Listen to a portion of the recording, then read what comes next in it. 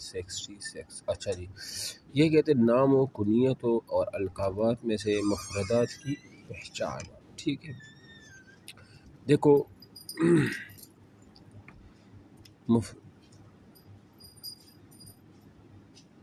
اچھا، صحابہ یا عام راویوں یا کسی عالم کا ایک نام یا ایک کنیت یا لقب ہو جس میں کوئی اور راوی یا عالم شریک نہ ہو. عام طور پر یہ مفردات غریب اور نادر نام ہوتے ہیں جن کا تلفظ مشکل ہوتا ہے. سمجھ آ رہی ہے؟ یعنی کوئی ایسا نام ہو، کوئی ایسی لقب ہو، کوئی ایسی کنیت ہو جو کہ اوروں کے ساتھ وہ مشترک نہ ہو بلکہ کسی ایک راوی کا وہ ہو، صحابہ ہو یا عام راوی میں کسی ایک کا ہو، تو اس کو معرفت المفردات من الاسماء والکنہ والالقاب کہا جاتا ہے. سمجھ آ رہی ہے؟ ہاں جی، ان مفرد اسماء میں تصحیف اور تحریف واقع ہونے سے وہ حفاظت وہ ہوتی. ہلو،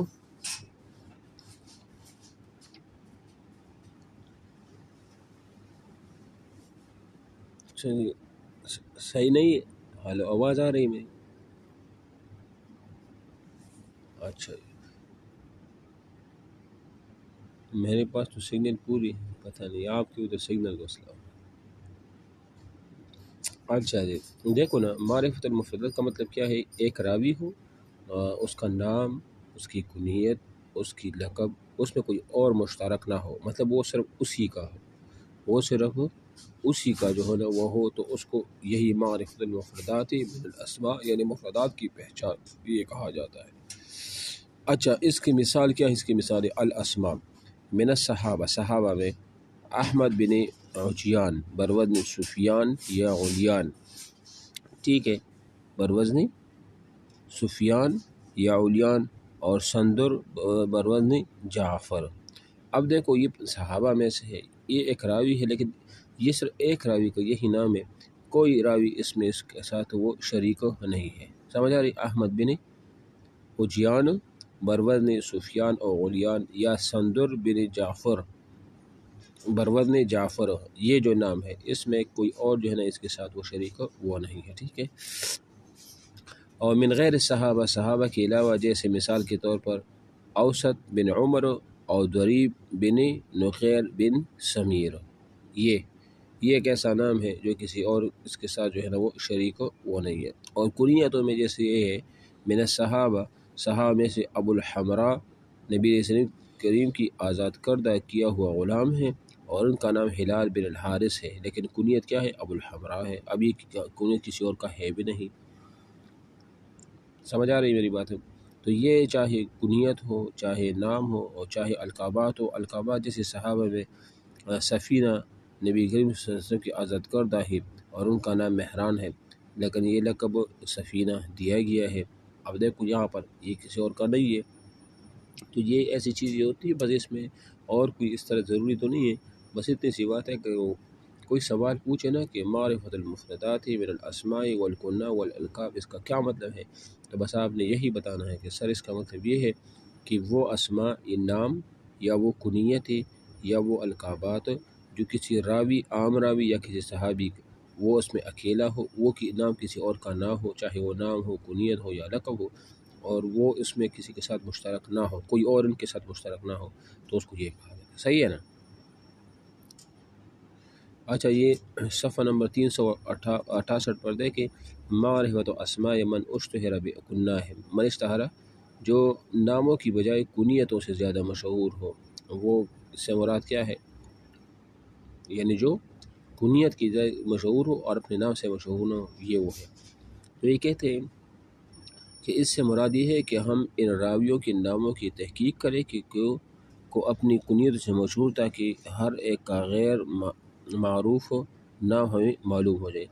اس کا مقصد کیا ہوگا؟ یعنی چلو ٹھیک ہم نے مان لیا جو ایسے راوی ہوتے ہیں جو اپنی کنیتوں کے نام سے مشہور ہوئے، تو اس کا فائدہ یہ ہوتا ہے کہ جو ان کے اصل نام ہوتے ہیں نا، ہم چھان بین کریں، ہم جب تحقیق کریں گے تو ان کے جو غیر مشہور نام ہے، معروف نام، غیر معروف نام، وہ ہمیں پتہ چل جائے گا کہ اس کا اصل نام تو یہ ہے، اس کا اصل نام یہ ہوتا ہے. ٹھیک ہے، اور اس کا فوائد میں سے ایک فائدہ یہ بھی ہے نا کہ مطلب ایک شخص کو دو گمان نہیں کیا جا سکتا، کیونکہ بس اوقات اس شخص کی ایک دفعہ غیر مشہور نام کے ساتھ ذکر کیا جاتا ہے اور دوسری دفعہ اپنے مشہور کنیت کے ساتھ ذکر کیا جاتا ہے تو معاملہ اس شخص پر مشتبہ ہو جاتا ہے جس کے بارے میں معرفت حاصل نہیں ہوتی۔ مثال کے طور پر اب اقرا بھی ہے، اب وہ کنیت کے نام کنیت سے تو وہ مشہور ہے، لیکن کبھی کبھی اس کو اپنے نام سے بھی یاد کیا جاتا ہے تو وہ نام لوگوں کو یاد نہیں ہوتا، اس کی پہچان نہیں ہوتی، تو لوگ اس کو دو آدمی تک تصور کرتے ہیں۔ یہ سمجھ آ رہی میری بات اب؟ حالانکہ وہ ہوتا ایک ہی ہے۔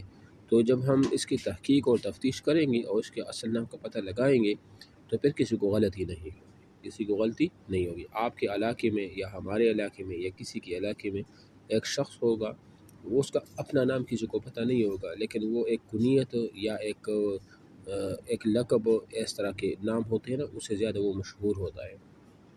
تو کیا ہوتا ہے، اس کے بارے میں پھر تفتیش کرنی چاہیے کہ اس کا اصل نام کیا ہے، کیونکہ بس اوقات آپ کے سامنے اس کا نام لیا جائے گا تو آپ کے ذہن میں وہ ہوگا، تو آپ کے ذہن میں وہ بندہ نہیں آئے گا، آپ کہو کہ یہ تو کسی اور کی بابت جو ہے نا وہ بات وہ ہو رہی ہے۔ میری بات سمجھ آ رہی ہے آپ کو؟ ہاں جی، ہاں۔ تو یہ ہوتا ہے نا کہ جب اس کا نام کا پتہ چل جائے تو پھر اس کی بابت اگر بات بھی ہوگی نا تو آپ کے ذہن میں ہوگا کہ ہاں اس شخص سے مراد وہ، اس نام سے مراد وہی شخص ہے، ٹھیک ہے نا؟ اچھا جی، اب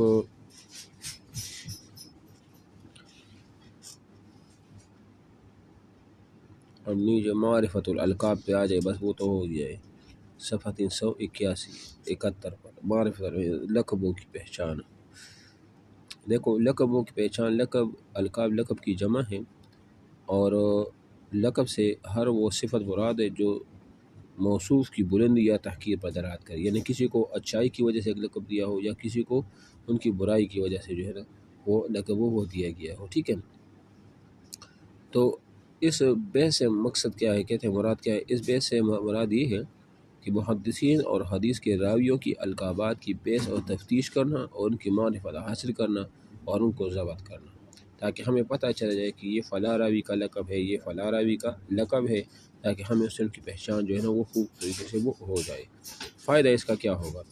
یہ کہتے ہیں فائدہ اس کا یہ ہے کہ لقبوں کو نام گمان نہیں کیا جا سکتا، یعنی جب اگر لقب ہوتا ہے نا تو جب آپ اس کی تفتیش نہیں کریں گے، تحقیق نہیں کریں گے تو آپ اس کو نام تصور کریں گے، اور ایک راوی جو کہ ایک مرتبہ نام سے ذکر کیا جاتا ہے اور دوسری جگہ لقب سے، تو اس کی بجائے دو شخص شمار نہیں کیے جاتے، یعنی کبھی کبھی لقب سے ایک بندے کا وہ پکارا جاتا ہے، لکھا جاتا ہے، اور کبھی کبھی اس کے نام اس کا ذکر کیا جاتا ہے، تو جس کو پتہ نہیں ہوتا اس کے نام کا تو وہ اس کو دو شخص تصور کرتا، حالانکہ وہ ہوتا ایک ہی شخص، ٹھیک ہے۔